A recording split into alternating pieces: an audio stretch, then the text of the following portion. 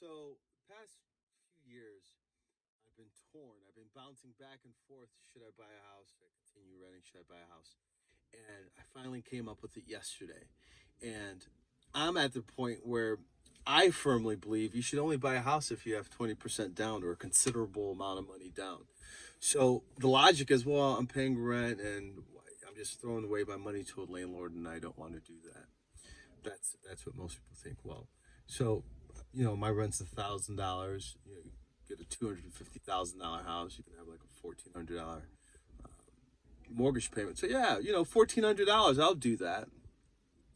But there's other expenses that you may not budget for. Your water, your sewer, your property tax, your electricity, your AC, your AC, your lawn care, your HOA fees. So I'm thinking that $1,400 payment is really like $2,200.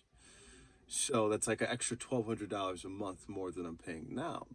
So I guess what my point is to the people that are out there. There's programs if you're a first time homeowner, and if your credit score is like a 640, you can get a grant from the government, the forgivable grant that you don't have to pay back, and it sounds appealing. They almost got me. They're good. They're good. But I thought about it.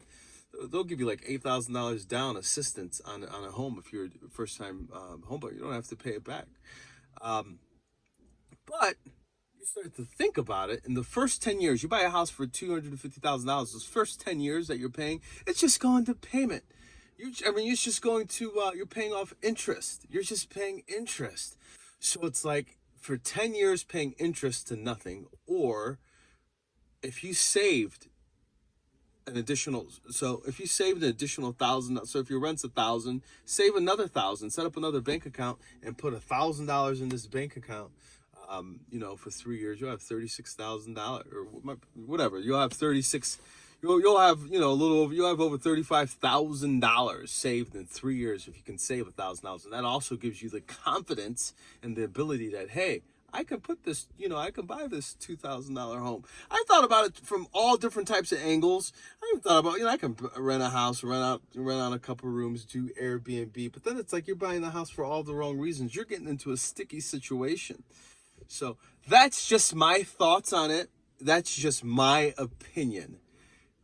If you can put a considerable amount of money down, yes, then it makes sense to buy a home.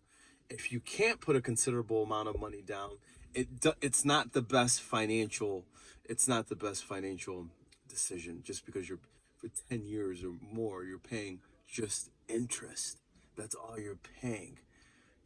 So the $8,000 in assistance, who cares. That's kind of like you buy a $1,200 iPhone, and we're going to give you a new iPhone case. You buy a $30,000 car, we're going to give you free TV. Just so it doesn't make it's not logical.